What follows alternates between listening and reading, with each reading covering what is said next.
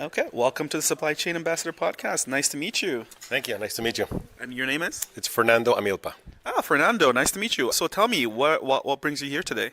Well, it's great to have a meeting and have a face-to-face. Know a lot of my customers. I deal with the federal government and provincial governments. Yeah. But most of the times, I only dealing with the people from procurement. Okay. And this is the time to meet people from national defense and different other agencies from the federal government, which is great. Look for some synergies with them, and also look for different fleet managers from different companies and municipalities. So it is great. Oh, wonderful. And how so far that you've attended the very first part of the session? What's your take on it? It is great. I think the feedback that we're getting from people is good. A lot of questions about products, some questions about what's available for the Canadian market, which vehicles are built in Canada, and stuff like that. So it is great to have a face-to-face. It's been a long time since we are participating in an event like this, so it is good to be here in Ottawa. And what kind of gaps have you noticed in the profession, in the fleet management profession that you work in, that you're trying to address with what you do? Well, it's some of the thing is range anxiety with the electric grids and the electric vehicles. It's some of the areas of concern. Yeah. Also, given the governments and the current situation, a lot of focus on vehicles that are built in Canada, which is great. And with Chrysler, with Stellantis, we are opening a third shift at the plant in Windsor, just to support the demand on Pacific PHEV and our products. So it is good. Okay. And I love the profession. There's so much involved in the profession. Can you tell me, sort of, for people who don't know and are trying to be part of the profession, join the profession, any advice that you kind of give to young people? Well, it's a very interesting role. First of all, you need to know your products. Yeah. You need a little bit of a automotive background. Yeah. But also the procurement side of the business. It's very important. There's zero room for error. You cannot fail when you are building your specs. When you are participating in a tender, you have to make sure that you're always compliant. And there's a lot of attention to detail. So that's for sure. So it is a very interesting mix. People coming from automotive, people coming from manufacturing, people coming from finance teams and finance professions. It is a very rounded profession, so lots of room to grow. Oh, wonderful. Thank you so much. That's all the questions I had. Is there anything else you want to plug in or share? No, it's always a pleasure to be here and have a face-to-face. It is not easy to have in one place government agencies and representatives to share about what's coming up in our products and share and hear from them some of the concerns that they have. So I welcome and I appreciate the opportunity. And if they have any questions, where can they find more information? Oh, well, they can reach us on our website, FCA Canada, or you can also reach directly with me. I'm the head of government sales for Canada, and me and my team are working very, very hard to help not only the provincial governments and the federal government, we also assist our 450 plus dealers with municipal sales. Okay. Yeah. That's wonderful. Well, there you have it. Fernando, it's Thank been you. a pleasure to meet you. Thanks.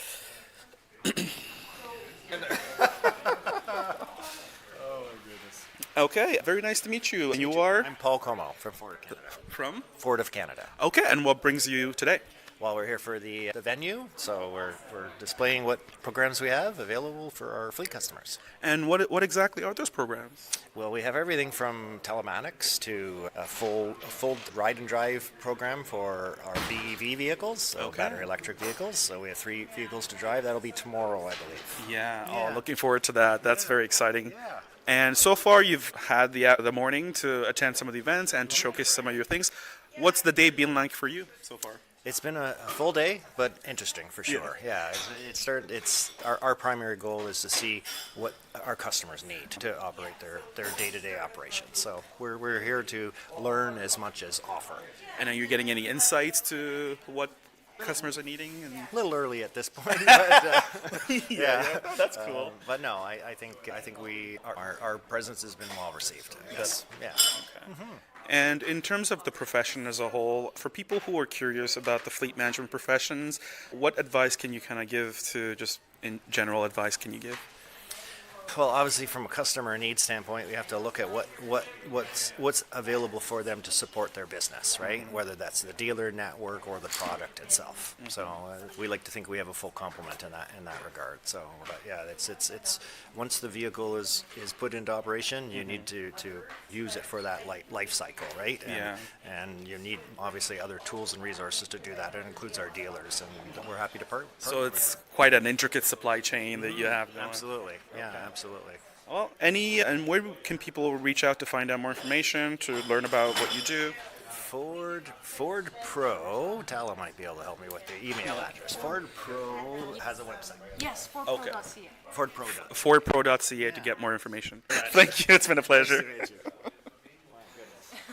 Okay, so what brings you in today? Well, we are the main sponsor for this event. Okay. We hold the contract for fleet management, and we've been working with the government for a very long time. Very long time. Yeah. Oh, that's wonderful. About 28 years, so very long. Really? Yeah. Okay. And how are you finding the reception today and your involvement so far? How's that going? Very good. We have a good connection with most of the fleet managers, whether they're here in Ottawa or in the regions. So good interaction, a lot of good questions. I can feel the government is moving on from just, driving a car to actually managing a fleet. Yeah, because I attended one of your sessions today, and you really spoke well about sort of the intricacies of managing the fleet, right? And it was quite a very in-depth presentation, I would say. Very eye-opening for me. How do you feel it was received? I think it was well received. We got a lot of questions after that asking about what can we do at a department level and also what can we do for the government as a whole to help them understand where they need to improve. Okay. And so what are some of the challenges so far that you've noticed in the government or industry in general that you're trying to address? I think in the government specifically is lack of usage of vehicles. I know there's a lot of initiatives to right-size the fleet. Okay. So that is one of their focuses. The EV challenges of getting those vehicles out there is probably a second one. And I think overall management of the fleet, when it's decentralized and getting the buy-in from the regions to do their part. Okay. Wow, that's right. And what would you say are some of the trends that you also see in the industry? Specifically in government or? In general? What would you say in general? Definitely looking at utilization, as you had mentioned, and right-sizing the fleet. Okay. That is for sure something that I am seeing a lot of. And continuing to look at the total cost of ownership in terms of cost per kilometer, and utilizing the telematics data to analyze driver behaviors and driving change, and figuring out how to manage that data and what they want to do with it. That data. Wow. Do you agree? Or Yes, I do. Yeah, and driver behavior is really, we talked today about 17% increase in driver behavior. Yeah. That is not a good sign. Okay. What we have out on the road. My goodness. And then in general, speaking of your profession, for people who are curious and want to learn more about the profession and getting advice, what advice can you just give to, people starting their careers and just looking to get into the profession of what you do? For fleet management, it's Yeah. funny because most people think it's about cars, but it's about a lot more It's than not. cars. It's really, you can take your skill set here and apply them to a lot of other industries. It's really about managing the big picture, not just about cars. It helps if you love cars, but it is about data management, understanding programs. Wonderful. Thank you so much. Any advice I already asked that question. When people want to find out more information, where can they go to reach you? To us, they can go to Holman.com, or it's Holman.com? Holman.ca Or science.ca. Holman.com/ca. Yeah, I think either one. So that will connect them to our Canadian business and also the U.S. business. Okay, wonderful. Well, it's been a pleasure to speak with you. Thank you so very much. Thank you. Welcome to the podcast. Very nice to meet you. I'm Matthew Kedra from Northern Business Intelligence. Matthew from? From Northern Business Intelligence. We're a Geotab reseller. So what brings you in today to SIPM? More or less to meet folks like yourself and discuss telematics across the board, what we do and can do for clients. We provide white glove service to make sure you get the most value out of your telematics. And what exactly is it that you do? I sell stuff. I sell fleet management solutions, tracking, asset tracking solutions, dash cameras, TPMS solutions if you're monitoring your tires, temperature monitoring solutions for reefer vehicles, anything that has to do, for the most part, with understanding what you have in your warehouse, clean out into the vehicle itself, and then back to the warehouse. Oh, wow. That sounds so it's very, very interesting. So you've been doing this for about how long now? Oh, that's a good question. So I've been doing it in different capacities for different people for Okay. around 20 years, starting within the telecommunications industry. For Geotab themselves, who's stationed right over there, worked for them for a couple of years, Yeah. and now I'm doing it for Northern Business Intelligence as a business development manager. And what would you say are some of the challenges that you think that you've noticed in the field? Tons of challenges, right? So companies want to understand what their people are doing with their vehicles and the utilization of those vehicles in the field. They also want to get a good understanding of the maintenance case scenario for those vehicles. They cost a lot of money. One of the easiest things that we have to track is just simply idling, because we all know gas is not the cheapest commodity on the planet Earth, right? It's a little bit costly. So if you can reduce your idling using a solution like Geotab, you can generally save a fair amount of money. Okay. Just a matter of putting it into place. Okay. And what are some of the trends now that you've noticed in the field? Great. So, considering where we're standing, you've got Volvo sitting right beside you. Yep. You've got Ford Pro down the way. Nissan. There's also some presence from Stellantis. I believe there's another company here. Oh, Rivian is also here today too. The OEM case scenario is the new trend to really have a conversation about. So, at some point, these companies decided to put telematics devices directly into their vehicles at the OEM manufacturer level. So now we know that we can pull those insights and action those insights and gain data from them, whether it's from me, again, a Geotab reseller who takes a device, connects it to your OBD2 port, and gaining that information and data from your ECM, from the vehicle's computer. These guys have it baked in at the manufacturer level. So now what do you do with that actionable data? If you're a company who already has Geotab in place or has a fleet management solution, you might have a mixture of vehicles. Again, you might have salt spreaders, you might have some Volvo trucks, you might have some, Class 8, Class 10 trucks from Volvo, as a for instance, Mack as well. Volvo and Mack is the same company, or F-150s. Now you got a mixture. How do you track all of them, yeah. right, together as a business? And the answer is Geotab. Okay. Wow. And I guess it gives you like real life data from the car itself, from the source, right? So you're dealing with like very accurate. So we're pulling it right from the ECM or from the CAN bus, which serves up the information from the ECM. So now you have all that actionable data. It pulls your VIN, it pulls your odometer readings. You know how fast a driver is going. You can action and gain insights on speeding, on harsh braking. Are you wearing your seatbelt or not? We can have alerts set up to do that. And then you layer in a dash camera, as a for instance, and have that client facing. Now you know the driver is sleeping at the wheel or he's staring at his phone. And these are conversations, a lot of the time, people I'm talking to with respect to the dash cameras are like, don't You're filming me. You know what I mean? My privacy. Please don't do it. But the reality is, I just saw a video the other day of a vehicle just veering off the road and crashing into a home. And this was a business vehicle. I wonder what that guy was up to. What happened in that vehicle? Now, gaining those insights is one thing. The reality is, coaching behind those insights is the important case scenario, right? You want to be able to go back to your drivers and be like, dude, we noticed that you're a little bit sleepy on the job. We noticed that you're always on your phone when you're driving. We need to curtail that.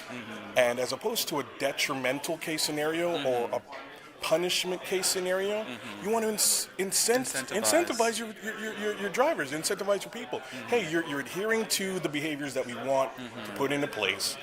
We're going to give you some sort of a bonus, or here's a pizza party on us. I'm being facetious here, but you know what I mean? You want to give them something so that they know that performing the right behavior is beneficial not just to them, but also to the business. That's right. Cost savings that way for sure. 100%. Yeah. Just a couple more questions. Sure. So far you've spent the better half of the morning attending SIPM, the webinars. What's been your take on the day so far? Pretty cool day. Really interesting insights. Hallman did a great analytics dive. I truly have to say they showed some good details on some of the data that you can pull with respect to Geotab as well as their upfitting outfit, which is truly their bread and butter. So again, shout out to the guys over at Hallman who are another Geotab reseller, my competition. It's all good. They did a great job, so I have to give them some kudos. Yeah. The conversation with respect to charging batteries was really cool. So they did there's a bit of a study, if you will, where they stack 4 batteries together and charge them and utilize them to extend range. I've always been interested in this, and I'm strangely sitting with the folks at Ford Pro, and I have an old friend from Ford, so we're sitting together and we're watching this, and they're like, yeah, we tested this all with a Lightning, and yeah, we didn't get great range with the Lightning, and they kind of threw Ford Pro under the bus. But the realities there is that I've seen some videos of some of the folks in Asia, and they just hot swap batteries. Okay.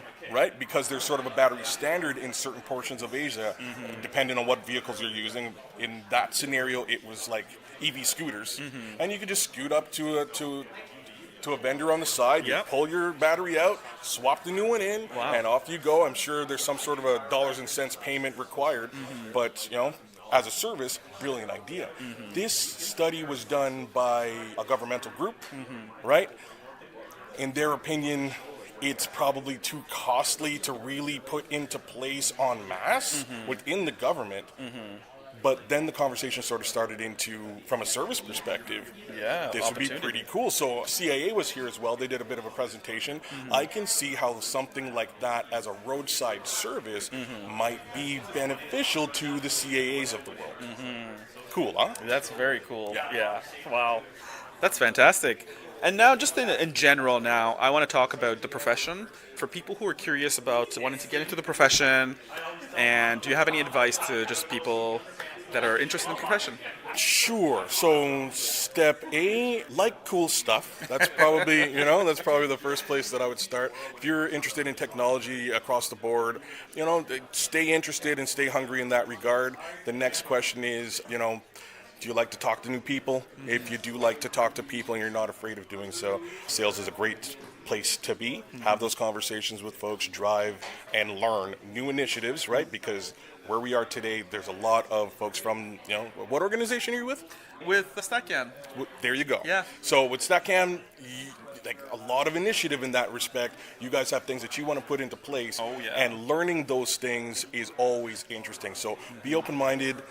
Be open to learning new things, and at the end of the day, you'll take in a whole lot, but you'll also be able to deliver a whole lot.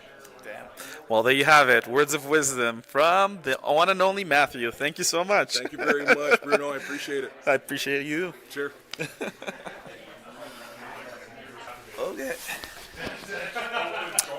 Hey, can you introduce yourself real quick? Yeah, my name's Niraj Nithyanandan. I'm a fleet manager with the Department of Fisheries and Oceans. Been in the role since 2022, and I oversee the Maritimes region. Wonderful. And what was your take on today's lovely event put by SIPM? A lot of valuable information. I'm a bit biased because I do co-chair the event. Yeah, it's great to hear from industry, meet a lot of our partners, external partners such as Holman, see what updates they can provide. Geotab, a lot of the new technology that we're implementing in fleets throughout the government. So it's Yeah, there was I attended those sessions as well, and I find it very fascinating. There's a lot of trends and upcoming. What stuck out to you in terms of the trends and movement within that industry? Just the amount of data that we want to take from the fleet. Obviously, with RGS, reduction in government spending, the fleet is an easy place to analyze and see where the government can save money. So it's a lot of valuable information with that. So it's interesting to see. Telematics is pretty much where the industry is going as a whole. So it's interesting to hear that OEMs are starting to put that in their vehicles. So yeah, It's very valuable. Yeah, I totally agree. And just a couple more questions before I send you off. What would you tell to people wanting to get in the industry and just in the world of fleet and telematics? Like, what advice would you give? Yeah, it's an interesting area to be in, but it's always find ways and connect with people in material management or through procurement. There's a lot of different avenues to go to get into the field.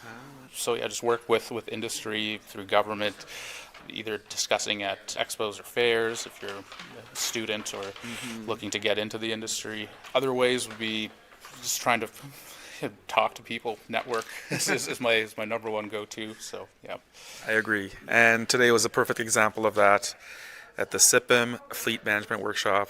Lots of networking, lots of connecting with industry and connecting with you. So thank you for taking the time. thank you.